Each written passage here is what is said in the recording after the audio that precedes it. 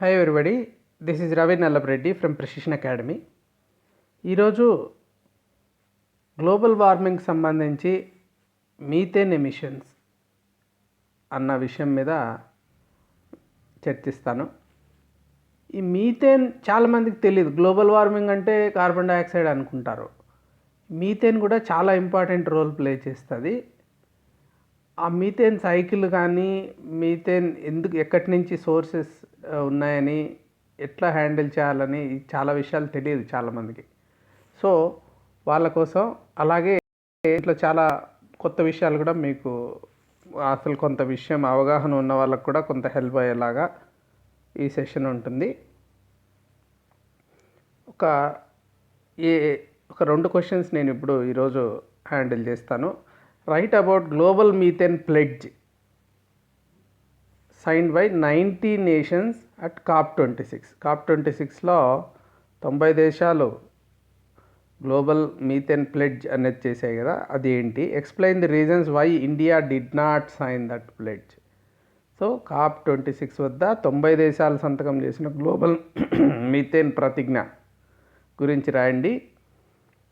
ఈ ప్రతిజ్ఞపై భారతదేశం సంతకం చేయకపోవడానికి గల కారణాలు. Write about global methane pledge and the same thing. ఇంకా మీథేన్ ఎమిషన్స్ బై సోర్స్. ఇప్పుడు సోర్స్ బేస్ చేసుకొని మీథేన్ ఎమిషన్స్ చూద్దాం.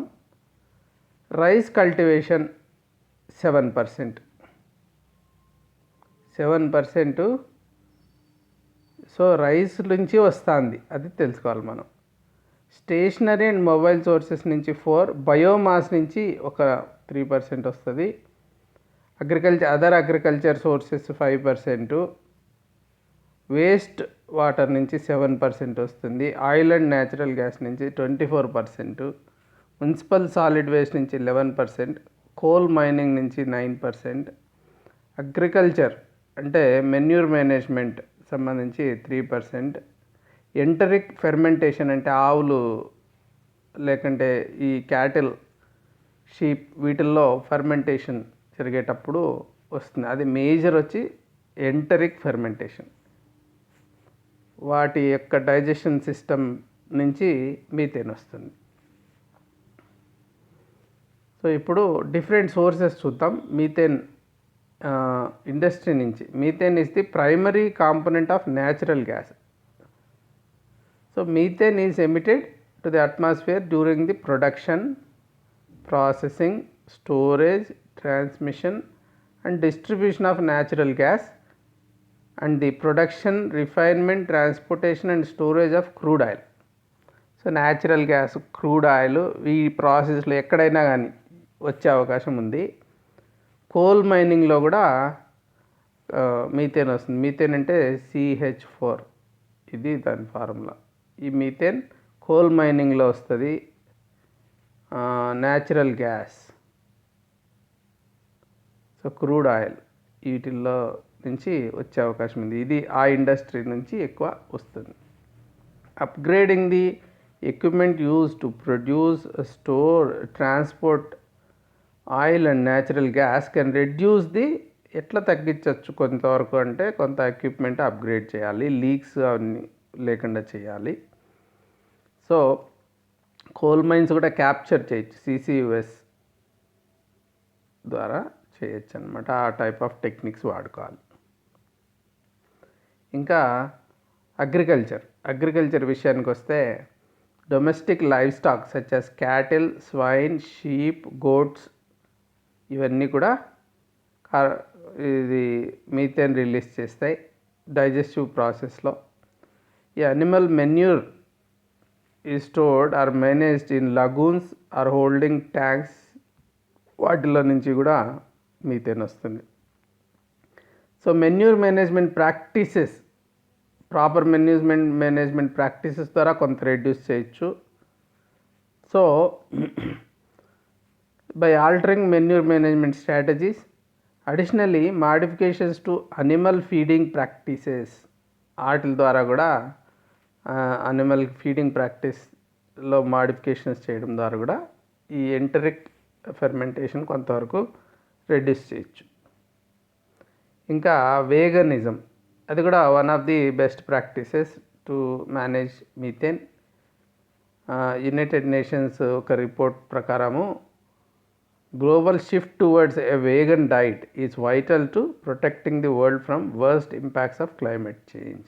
వేగన్ అంటే మనము ఇండియాలో నాన్ వెజిటేరియన్ అంటాం కదా, నాన్ వెజిటేరియన్ వాళ్ళు కూడా మళ్ళా పాలు తీసుకుంటారు. పాలు అంటే ఎనీ అనిమల్ ప్రోడక్ట్, పాలు కావచ్చు లేకుంటే ఇంకా గుడ్లు కావచ్చు, మరి ఏమి కానీ తీసుకోకుండా ఉండేదే వేగన్ అంటే. Vegan is totally vegetables based, they don't depend on animals for their food. So India మంచిదే కదా, ఇండియాలో చాలామంది ఉన్నారు అనుకుంటాం, కానీ ఇండియాలో world's largest milk producer. So అది కూడా దానికోసం క్యాటిల్ కావాల్సి వస్తుంది. క్యాటిల్ కావాలంటే ఎంట్రిక్ ఫెర్మెంటేషన్ అంటే methane. Among the world's largest beef exporters, this is very bad అనమాట. ఇండియా, మనం ఎంతసేపు అయినా ఇండియాలో మరి బీఫ్ తినం కానీ ఎక్స్పోర్ట్ చేస్తున్నాం, అది కూడా ఒక మెయిన్ కాజ్ అనమాట. The US is the second largest meet producer in the world after China. So China, US, India ఇవన్నీ కూడా వేగనిజంకి వెళ్ళి, ప్రపంచమంతా వేగనిజం వెళ్ళినప్పుడే ఈ ఎక్స్పోర్ట్స్ కూడా తగ్గుతాయి. ఇంకా మీథేన్ క్యాప్చర్ విషయానికి వస్తే, anaerobic digestion converts animal waste to energy by capturing methane. So animal waste నుంచి క్యాప్చర్ చేసుకొని మీథేన్ని and preventing it from being released into the atmosphere. So waste energy చేసేటప్పుడు మీథేన్ని క్యాప్చర్ చేయొచ్చు, అదే అట్మాస్ఫియర్కి పోకుండా చేయొచ్చు అనమాట. The captured methane can be use to fuel a variety of on farm applications as well as to the generation of electricity. ఈ methane ఏదైతే క్యాప్చర్ చేసామో దాంతో ఎలక్ట్రిసిటీ చేయొచ్చు, కొన్ని అప్లికేషన్స్కి పనికి వస్తుంది. Methane is a green house gas, ఇది 25 to 30 times more potent than carbon dioxide. అయితే ఇక్కడ ఒకటి మీరు అర్థం చేసుకోవాలా, ఇప్పుడు మీథేన్ ఉంది, మీథేన్ని బర్న్ చేసుకొని మనము ఫాసిల్ ఫ్యూయల్ లాగా వాడుకోవచ్చు కదా అంటున్నాము. మరి అదైనా కానీ CO2ని రిలీజ్ చేస్తుంది కదా అంటే ఎస్, కానీ ఇది 25 to 30 times మోర్ పొటెంట్. ఇది 25 times అనుకున్నాం more potent than carbon dioxide. So ఇది 1 ton of CH4, 1 ton of CO2ని రిలీజ్ చేస్తే ఇంకా 25, ఇది 20, this is equal to 25 tons of CO2. So 25 tons of CO2లో CO2 ఈక్వలెంట్, CO2e అంటారు దాన్ని, నుంచి 1 ton ఆఫ్ CO2కి మార్చినామంటే అప్పుడు 24 tons ఆఫ్ CO2 ఈక్వలెంట్ మనకు మిగిలినట్టే. ఈ మీథేన్ని కన్నా బర్న్ చేసి CO2గా తయారు చేస్తే 24 tons ఆఫ్ CO2 ఈక్వలెంట్ మనం సేవ్ చేసినట్టు అవుతుంది గ్లోబల్ వార్మింగ్ కోసం. సో రైస్ విషయానికి వస్తే, improved methods. Rice grows mostly in flooded fields called rice paddies. అంటే మీరంతా చూసే ఉంటారు, ఈ రైస్ అనేసరికి ఎప్పుడు నీళ్ళు నిలిచే ఉంటాయి అక్కడ.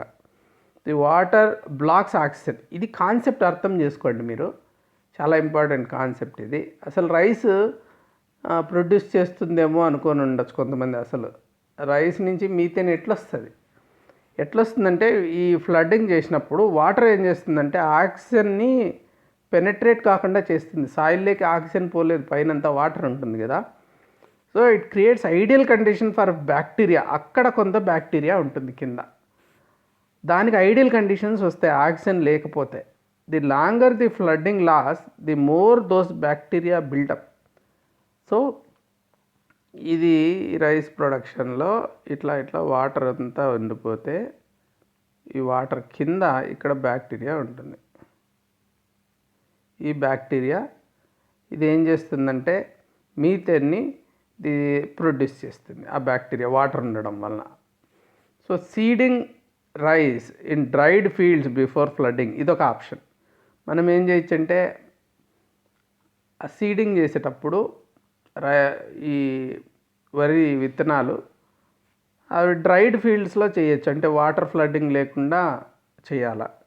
Sequence of wetting and drying the paddies to prevent methane from building up, AWD practice, అది నెక్స్ట్ చెప్తాను నేను. Farmers receive no reward for reducing emissions. ఇప్పుడు మెయిన్ ప్రాబ్లం ఎక్కడొస్తుంది, ఎమిషన్స్ రెడ్యూస్ చేసిన వాళ్ళకి మనమేమి ఇన్సెంటివ్ ఇవ్వట్లేదు, ఎమిషన్స్ ప్రొడ్యూస్ చేసిన వాళ్ళకి పెనాల్టీ ఇవ్వట్లేదు. ఎప్పుడైనా ఆ రెండు ఉంటేనే ఎమిషన్స్ కంట్రోల్ అవుతాయి. సో ఏడబ్ల్యూడి రైస్ ఒక బెస్ట్ ప్రాక్టీస్ అనమాట. ఆల్టర్నేటివ్ వెట్టింగ్ అండ్ డ్రైయింగ్ అంటారు దాన్ని.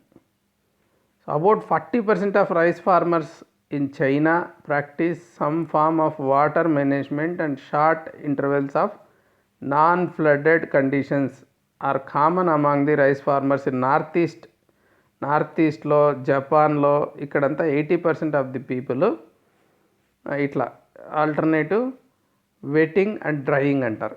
ఒక్కసారి వారానికి కనీసం ఒకసారి డ్రై చేసేస్తారు రైస్ ఫీల్డ్స్, మళ్ళా నీళ్ళు పెడతారు. ఇట్లా పెడితే బ్యాక్టీరియా డెవలప్ కాదు, అక్కడ మీథేన్ రాదు.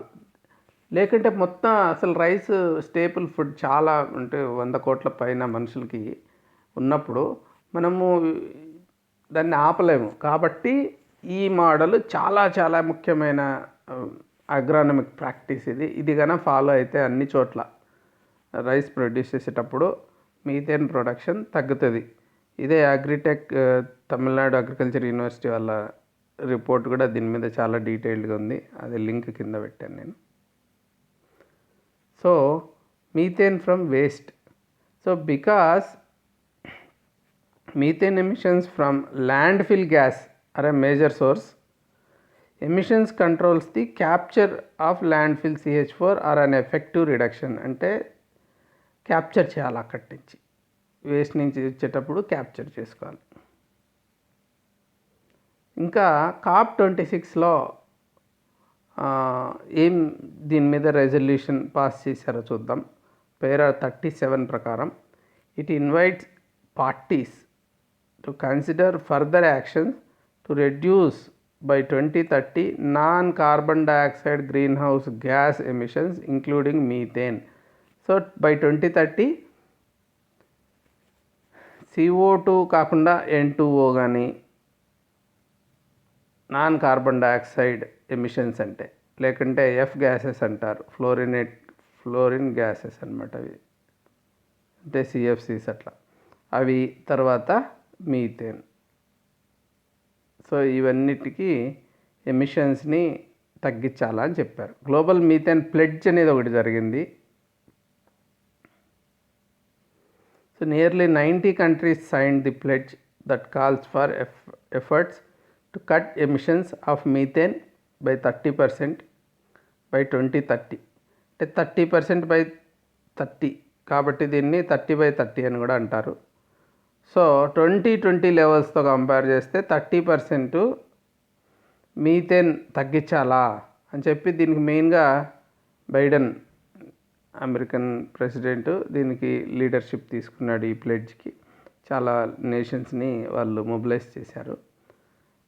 India wasn't part of the pledge. ఏ ప్లెడ్జ్లో ఇండియా అసలు అన్నిటి నుంచి దూరంగానే ఉంది. India wasn't part of the pledge for cutting methane emissions. ఇంకా చైనా, రష్యా కూడా దీన్ని సంతకం పెట్టలేదు. ఎందుకు? Around 2/3 of Indians live in the countryside. So 2/3 countryside అంటే 66% పల్లెల్లో ఉన్నప్పుడు లార్జ్ లైవ్ స్టాక్ పాపులేషన్ ఈ central to the country's agriculture. చాలా ముఖ్యం లైవ్ స్టాక్ పాపులేషన్ వాళ్ళ విలేజ్ ఎకానమీకి. మొత్తం లైవ్ స్టాక్ లేకుంటే కష్టం. So reducing methane emissions generated by cows digestive system and manure is a major challenge. కాబట్టే ఇండియా దీనికి సైన్ పెట్టలేకపోయింది. So thank you for joining. If you have any questions you may WhatsApp to this number 8101010185. That is my personal WhatsApp number. Don't call me, just WhatsApp to this number. And if you are not a subscriber already, please subscribe to this channel and also click bell symbol so that you will get notifications. Once again, thank you for joining. Have a good day. Bye bye.